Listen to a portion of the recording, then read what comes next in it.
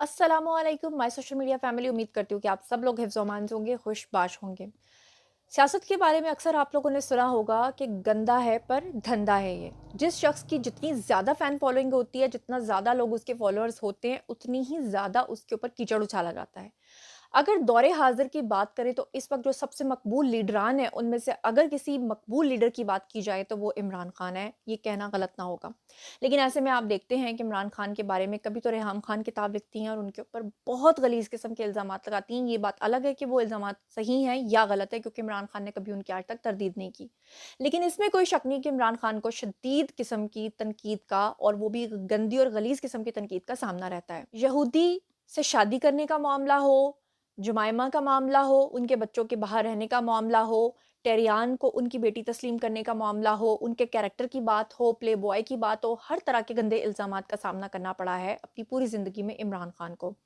अब इमरान खान के ऊपर कुछ और इल्ज़ामात ट्विटर के ऊपर भरमार है जी, लगाए जा रहे हैं जिनका जवाब हर शख्स जानना चाहता है, जिसके ऊपर मैंने थोड़ी रिसर्च की है, जो मैं आपको बताऊँगी।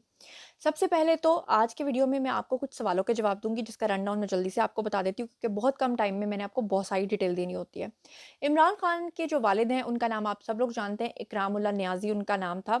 और उनके जो वालिद थे, उनके ऊपर इल्ज़ाम ये लगता है कि ज़ुल्फ़िकार अली भुट्टो ने उनको बेदखल किया था, उनको निकाला था, क्योंकि वो गद्दार थे। तो इसकी कितनी हकीकत है, कितनी सदाकत है, इसके ऊपर जो मैंने रिसर्च की है वो मैं आपको बताऊँगी। साथ ही मैं आपको बताऊँगी कि इमरान खान के ऊपर ये इल्ज़ाम लगता है कि जो उनके वालिद हैं, वो उन्होंने अपने बेटे को यानी इमरान खान को अपनी जायदाद से बेदखल कर दिया था, अपनी जायदाद में अपने बच्चों को हिस्सा नहीं दिया था। तो क्यों नहीं दिया था? उसके ऊपर भी बात करेंगे। इसके अलावा मैं आपको बताऊँगी कि कुछ इल्ज़ामात इस तरह के लगाए जा रहे हैं कि कहा जाता है कि इमरान खान के जो वालिद थे, वो इमरान खान को अपना हकीकी बेटा तसव्वुर नहीं करते थे। वो कहते थे कि जी ये मेरा बेटा नहीं है। इसके बारे में कुछ लोग बात कर रहे हैं, तो इस पे भी मैं आज का आपको बताऊँगी। और उनकी वालिदा के ऊपर भी तोहमत अल्लाह माफ़ करे लगाई गई, उसके बारे में भी आपको बताऊँगी। और ये भी बताऊँगी कि उनकी जो वालिदा हैं, वो उनके साथ एक घर में क्यों नहीं रहती थीं, वालिदा अलग घर में और वालिद अलग घर में क्यों रहते थे। और इमरान खान के बारे में इन तमाम चीज़ों की क्या हकीकत और क्या सदाकत है, वो आज के वीडियो में हम आपके साथ शेयर करेंगे। पहले बात कर लेते हैं कि जनाब ये शुरू किसने किया है दोबारा से ट्रेंड। तो ये एक साहब हैं जी, चौधरी शाहिद महमूद के नाम से। और मुझे नहीं पता, शायद ये कोई सहाफ़ी हैं, मेरा ख़्याल है सहाफ़ी हैं शायद। उम, आप लोग मुझे बताइएगा, मैं इनको फ़ॉलो नहीं करती। ट्विटर के ऊपर आजकल इन्होंने एक नया सिलसिला शुरू किया है। ये क्या इमरान खान के ऊपर ज़रा गलीज़ इल्ज़ामात लगा रहे हैं, ज़रा वो सुनिए। वो कहते हैं, कुछ लोगों को शायद बुरा लग जाए, लेकिन तारीख़ को तल्ख़ और शीरीं से कोई ग़र्ज़ नहीं होती है। शौकत ख़ानम, जो कि वालिदा हैं उनकी, उनके बारे में वो लिखते हैं कि वो अफ़गानी निजात पाकिस्तानी डैश थी। मतलब वो उनके ऊपर इल्ज़ाम लगा रहे हैं कि वो दाश्ता थी। उसके बाद वो कहते हैं कि इकराम नियाज़ी के वालिद ने उनको ख़रीद कर अपने बेटे के निकाह में दिया था। यानी कि इमरान खान के जो वालिद हैं, उनके बारे में वो कह रहे हैं कि उनके साथ फिर उनकी वालिदा की शादी उन्होंने उस ख़ातून को ख़रीद कर की थी। यानी जैसे ज़र ख़रीद ग़ुलाम होते हैं। वो कहते हैं कि उस वक़्त मकामी तौर पे जो इमरान खान के वालिद थे यानी इकराम नियाज़ी, वो अपनी बदकिरदारी की बिना पर इस कदर शोहरत पा चुके थे कि आस-पड़ोस ने रिश्ता देने से इनकार कर दिया था।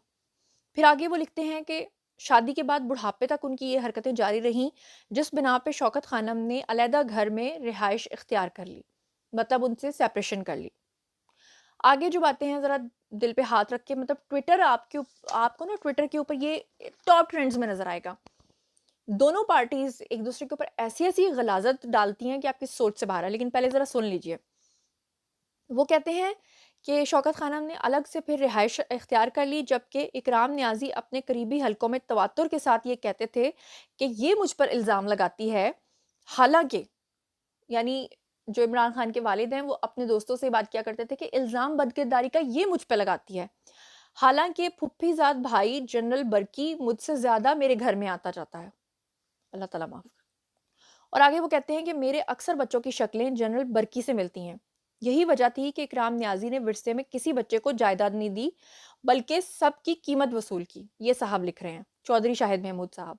और आखिर में वो कह रहे हैं कि जिसकी वजह से इमरान खान समेत उनके तमाम बहन भाइयों ने आखिरी 12 साल में अपने वालिद का बायकॉट किए रखा, उनसे कतई ताल्लुक़ किए रखा। याद रहे कि इकराम नियाज़ी एक ब्यूरोक्रेट थे और उन्हें करप्शन की बुनियाद पे अपने महकमे से निकाला गया था, ये साहब लिख रहे हैं।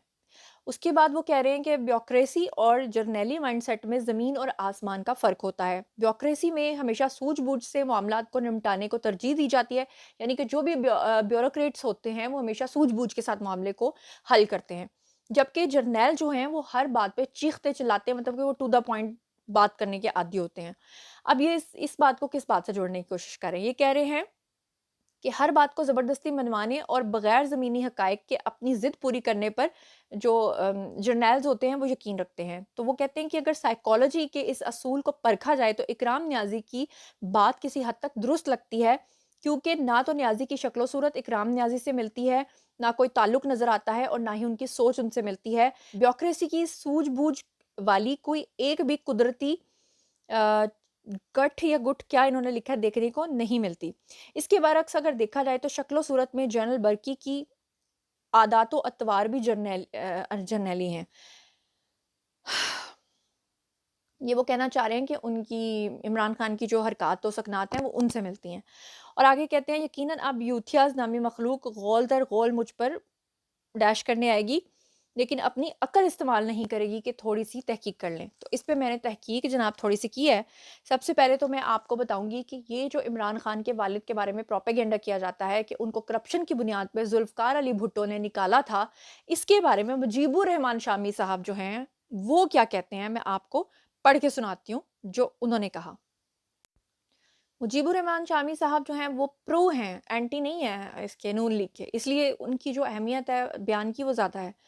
वो कहते हैं कि इमरान खान के वालिद मोहतरम अच्छे इंजीनियर और एक अच्छे इंसान थे, वो एक्सियन थे और उन्होंने नवाब ऑफ कालाबाग के दौर में खुद इस्तीफ़ा दिया था, मतलब उनको करप्शन की बुनियाद पे नहीं निकाला गया था। और उन्होंने कहा क्योंकि मियाँ वाली में नियाज़ी फ़ैमिली और नवाब फ़ैमिली एक दूसरे के मद्दे मुकाबिल थे, इसलिए उन्होंने बताया कि इमरान खान के वालिद मोहतरम जो हैं वो एक इंतहाई फ़र्ज़शनास, दयानतदार और मेहनती इंजीनियर थे। वो डॉक्टर मुबशिर हसन के हम असर भी थे। उन्होंने स्कॉलरशिप पे लंदन से एमएस की डिग्री हासिल की थी और फिर उसके बाद उन्होंने कहा कि जो भी ये बातें की जाती हैं, ये करप्शन का इल्ज़ाम लगाने वालों को, ये सब जो है ये झूठ है। और उसके बाद वो कहते हैं कि ये जो इल्ज़ाम लगाया जाता है कि ज़ुल्फ़िकार अली भुट्टो ने उनको निकाला, तो वो कहते हैं कि इकरामुल्लाह नियाज़ी ने तो 1959 में अयूब खान के दौर में ही नौकरी छोड़ दी थी। तो बाद में कैसे फिर आकर ज़ुल्फ़िकार अली भुट्टो ने उनको नौकरी से निकाला? तो ये जो इल्ज़ाम लगाते हैं, ये जो मोहतरम ने लगाया है, तो पहला इल्ज़ाम तो इनको इसका जवाब मिल गया है कि इमरान खान के वालिद के बारे में ठीक है जी, अगर वो अपने बच्चों के साथ ठीक नहीं रहते होंगे या उन्होंने जायदाद में उनको हिस्सा नहीं दिया होगा या उनकी वालदा के इख्तिलाफ़ात की वजह से वो अलग रहते होंगे, तो इसका मतलब है कि आप किसी के बाप को कुछ भी बना दो उठा के, ये बात सरासर गलत है। दूसरी तरफ एक और इम्पॉर्टेंट बात मैं आपको बता दूँ कि एक साहब हैं जी आसिफ महमूद, ये जर्नलिस्ट हैं और ये इंडिपेंडेंट उर्दू के लिए लिखते हैं। इन्होंने क्या कहा? इन्होंने कहा है कि जी इमरान खान के जो वालिद थे वो इमरान खान को बिल्कुल भी पसंद नहीं करते थे और उन्होंने कहा कि जब मैं खुद बच्चा था, मतलब जब मैं बहुत छोटा था तो मैं इमरान खान का बड़ा फ़ैन था। मैं ज़रा आपको पढ़ के सुनाती हूँ उनकी वर्डिंग में। वो कहते हैं कि इमरान खान के वालिद इकरामुल्लाह खान नियाज़ी ने अपने बेटे से ज़मान पार्क लाहौर वाले घर में मुलाकात के लिए आने वाले एक परस्तार को नसीहत करते हुए कहा था कि देखिए, आप अभी छोटे हैं, आपके सामने सारी ज़िंदगी पड़ी है। ये इमरान खान के पीछे भागना और इसके साथ तस्वीरें बनाना एक इंतहाई फ़िज़ूल काम है। ये वो अपनी रूदाद लिख रहे हैं कि जब मैं बच्चा था और मैं बहैसियत परस्तार उनसे मिलने के लिए गया, तो आगे मुझे इमरान खान तो नहीं मिले मगर उनके वालिद मिले और उन्होंने मुझे कहा कि इमरान खान के साथ तस्वीरें बनाना या उनको फ़ॉलो करना एक इंतहाई फ़िज़ूल काम है। और फिर आगे से वो कहते हैं कि उन्होंने कहा कि इसका आपको कोई फ़ायदा नहीं होगा, लेकिन नुकसान ज़रूर हो सकता है। आपको अपनी तालीम पे तवज्जो देनी चाहिए, मेहनत करनी चाहिए, पढ़ लिख कर अपना मुस्तकबिल बनाएँ, आपके ख़ानदान को और आपके मुल्क को आपकी ज़रूरत है। लिहाज़ा पढ़ लिख कर अपना फ्यूचर बनाएँ और किसी आदमी को अपना आइडियल मत बनाएँ।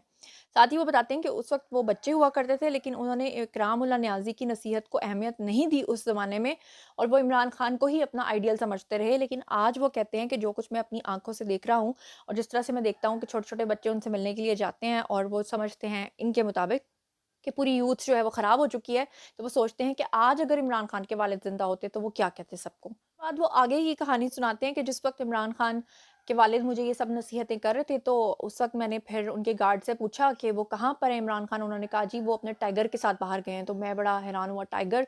क्योंकि हम अपने आप को टाइगर समझते थे जो इमरान खान के फ़ॉलोअर्स हैं और वो कहते हैं अचानक इमरान खान और उनका एक टाइगर आया जो कि उनका कुत्ता था, आई थिंक उसको शेरू का कहते थे। वो कहते हैं वो आया और उसने आकर मेरे ऊपर हमला कर दिया, मेरे कपड़े फाड़ दिए, मेरा कंधा ज़ख्मी हो गया और फिर वो कहते हैं कि मैंने जो है वो एक बैज भी लगाया होता था टाइगर वाला और जब मुझे ये पता चला कि इमरान खान तो अपने कुत्ते को टाइगर कहते हैं तो मैं बहुत ही ज़्यादा जो है वो दुखी हुआ। फिर उसके बाद वो कहते हैं कि आज भी मुझे जो है मरहूम इकरामुल्लाह खान नियाज़ी जो हैं वो बहुत याद आते हैं।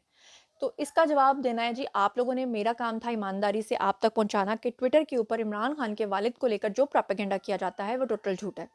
लेकिन जो उनके वालिदैन के बारे में जो उनके पर्सनल मसले मसाइल थे, लेकिन जो उनकी वालिदा की तस्दीक की जा रही है या खुदा न खास्ता उनको अफ़गानिस्तान की दाश्ता बताया जा रहा है या जो उनके वालिदैन के पर्सनल आपस में मामलात थे, इनको जिस तरह से पेश किया जा रहा है, मैं कहती हूँ कि अगर इमरान खान की पार्टी से या अम, हमारी यूथ जो है इस तरह के काम करती है, तो हमें इसे डिस्करेज करना चाहिए। अगर दूसरी साइड पे मरियम नवाज़ की भी कैरेक्टर असैसिनेशन की जाती है, उनको भी कैप्टन सफदर के साथ पता नहीं किस-किस तरह के अलकाबात से पुकारा जाता है। कभी उन्हें कहा जाता है कि उन्होंने घर से भाग के शादी की थी, कभी कहा जाता है कि शादी के इतने महीने में उन्होंने बच्चे पैदा किए थे और ये हुआ था, वो हुआ था। उसके ऊपर भी मैं वीडियो बनाऊँगी क्योंकि मुझे पता है कि जब मैं एक साइड की बात करूँगी तो ऑब्वियसली दूसरी साइड के लोग कहते हैं आपने उसके बारे में तो बात नहीं की। तो ये मेरा आपसे प्रॉमिस है और ये भी मेरा आपसे प्रॉमिस है कि जब भी कभी मेरी मुलाकात हुई मरियम नवाज़ से तो मैं उनसे ये सवाल उनके सामने बैठ के पूछूँगी। तो इसके ऊपर नेक्स्ट वीडियो भी आ रहा है, उनसे भी पूछूँगी। अब इस पूरी चीज़ के बारे में आप लोग क्या सोचते समझते हैं? कमेंट सेक्शन में आइए, बताइए कि आखिर कब तक ये ग़लाज़त एक-दूसरे के ऊपर फेंकते रहेंगे? कब तक कीचड़ ये चलता रहेगा? कब तक ये चीज़ें होती रहेंगी? कब तक कोई शख़्सियत अगर मुल्क के लिए कुछ करना चाहती है, तो हमें उसकी कैरेक्टर असैसिनेशन करने का हक़ है, चाहे वो किसी भी पार्टी का है। और अगर वो ख़ातून है, तो उसके बाद डबल हक़ है कि उसकी कैरेक्टर असैसिनेशन की जाए। जो कुछ भी आप लोग सोचते समझते हैं, कमेंट सेक्शन में आइए, पर्सनली जवाब दूँगी। मज़ीद खबरें, व्लॉग्स, इंटरव्यूज़ और सियासी तज़्ज़िये जानने के लिए मेरे साथ कनेक्टेड रहना हरगिज़ मत भूलिएगा। चैनल को सब्सक्राइब कर लीजिएगा। अपना बहुत ख़्याल रखिएगा। अल्लाह ने के बाद।